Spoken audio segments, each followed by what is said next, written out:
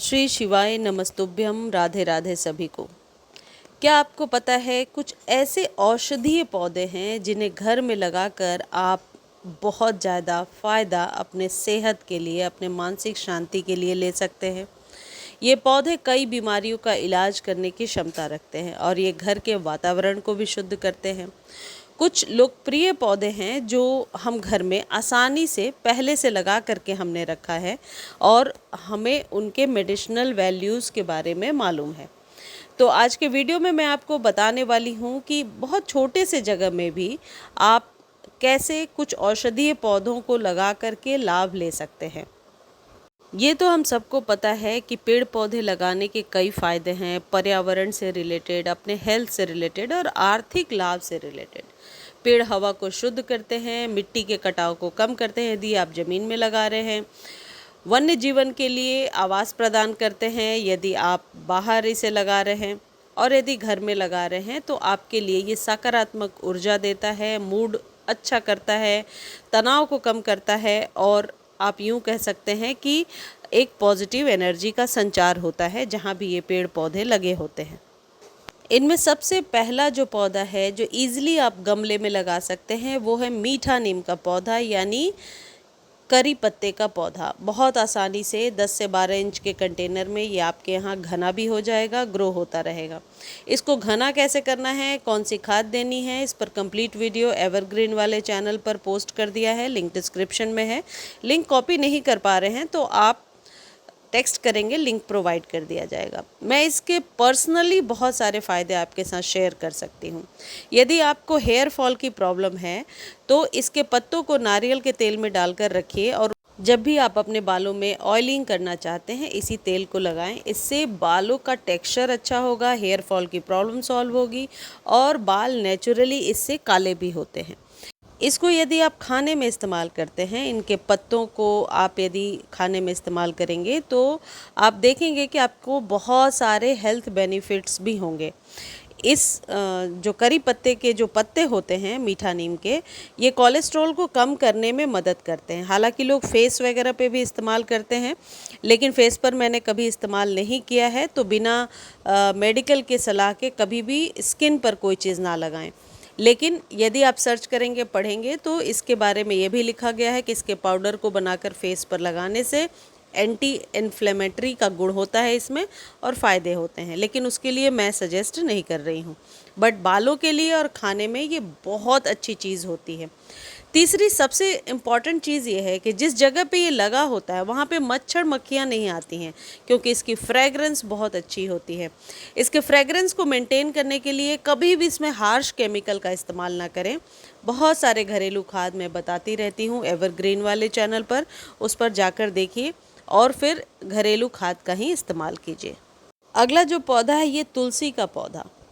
पूजनीय पौधा है, हर घर में होना चाहिए और शायद मैं जितने फ़ायदे आपको बताऊंगी उससे ज़्यादा आपको मालूम होगा, क्योंकि तुलसी के पौधे के बारे में हर घर में मालूम होता है कि ये एक ऐसा पौधा है जो औषधीय पौधा भी है, जिसकी पूजन भी होती है और जिस जगह ये लगा होता है वहाँ मानसिक शांति और एक अच्छा वातावरण रहता है। तुलसी के पौधे को अपने घर में जोड़े में रामा और श्यामा ज़रूर लगाइए। यदि सर्दी खांसी जुकाम है तो सबसे पहले तुलसी जी के पत्तों को बॉयल करके उनके काढ़ा को बनाकर पीजिए। तुलसी के पत्ते बहुत ज़्यादा हैं आपके यहाँ तो उन्हें आप पाउडर बनाकर रखिए, उसे रोज़ वाटर में मिलाकर फेस पर लगाइए। यदि एक्ने वगैरह की प्रॉब्लम है, पिंपल्स के दाग हैं, वो एकदम ठीक हो जाएंगे। तुलसी के सूखने के बाद यदि आप उसकी डंडियों को फेंक देते हैं तो ऐसा कभी भी ना करें। मैंने सुना है प्रदीप मिश्रा जी जो इंटरनेशनल कथावाचक हैं उनको कहते हुए कि इनकी डंडियों में रुई लगा करके यदि दीपक जलाते हैं तो घर की कई सारी समस्याएं सॉल्व हो जाती हैं। लेकिन एक बार जाकर आप लोग पहले सर्च कर लेना दीपक किस दिन जलाते हैं, किस दिन नहीं जलाते हैं, इस पर डिटेल वीडियो आप देख लीजिए। जैसी सर्च करेंगे गूगल पर आ जाएगा, उसके बाद ही ऐसा करें। लेकिन तुलसी के सूखे हुए डंडी को कभी भी ना फेंकें। तुलसी के बहुत सारे फ़ायदे हैं, इसे घर में ज़रूर लगाइए और इसे इस्तेमाल कीजिए। अगला जो पौधा है जो गमले में आसानी से उगा सकते हैं, ज़मीन में उगा सकते हैं, वो है एलोवेरा का पौधा। एलोवेरा के जो पत्ते होते हैं ये यदि आप अपने यहाँ प्लांटेशन करते हैं तो खाद के रूप में भी इस्तेमाल कर सकते हैं।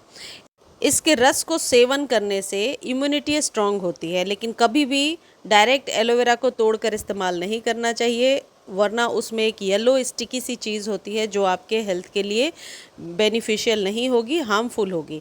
हमेशा किसी की सलाह लेकर, किसी आयुर्वेदिक डॉक्टर का या किसी भी डॉक्टर की सलाह से ही आप इसका इस्तेमाल करें, लेकिन इसके बेनिफिट्स बहुत हैं। आप यदि सनबर्न की प्रॉब्लम है जो स्टूडेंट्स को अक्सर हो जाती है, तो इसके रस को आप फेस पर लगा कर के रात में सो जाइए और अगले दिन फेस वॉश कीजिए, ज़रूर फ़र्क पड़ेगा, कॉम्प्लेक्शन अच्छा होगा, फेस सॉफ्ट हो जाएगा और चेहरा चमकदार होगा। ये जो एलोवेरा है इसे मांसल बना करके रखने के लिए जब आप गमले में लगा रहे हैं, कैल्शियम युक्त खाद दीजिए, तो जिससे इसकी पत्तियां इतनी मोटी घनी हो जाएंगी। ये जो एलोवेरा है इसे डायरेक्टली आप बालों में लगा सकते हैं, बालों का टेक्सचर बहुत ही बढ़िया होता है। एलोवेरा ऐसी मान्यता है कि लक्ष्मी का प्रतीक होता है, इसे घर में ज़रूर लगाना चाहिए। कुछ ऐसे भी पौधे हैं जिन्हें बीजों से बहुत आसानी से आप उगा सकते हैं और उसके हेल्थ बेनिफिट्स भी बहुत ज़्यादा हैं। जैसे आप पुदीना उगा सकते हैं, आप धनिया उगा सकते हैं, आप गमले में बहुत आसानी से अदरक उगा सकते हैं, हल्दी उगा सकते हैं, अश्वगंधा उगा सकते हैं। वैसे तो यदि आपके पास जगह है तो आप सहजन यानी मोरिंगा को ज़रूर उगाइए।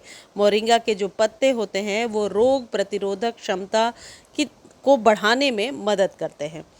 धनिया वगैरह बहुत ज़रूरी है खाने में इस्तेमाल करना, छोटे गमले में आप उगा सकते हैं। लहसुन उगा सकते हैं, प्याज, हरा प्याज आप उगा सकते हैं। प्याज जब हम कट करते हैं उसके ऊपरी हिस्सा जो होता है उसको सॉइल में दबा दीजिए और स्प्रे करके पानी देते रहिए। जैसे ही वो थोड़ा सा बड़ा होता है उसमें रूट्स आ जाती हैं, इसे थोड़े से 8 से 10 इंच के बीच के कंटेनर में इसे दबा दीजिए, ये बहुत आसानी से उगता रहेगा। आप पान के पौधे को घर में लगा सकते हैं, इसके बहुत सारे औषधीय गुण भी हैं और हमारे आप यूँ कह सकते हैं धार्मिक दृष्टिकोण से भी बहुत ज़रूरी है।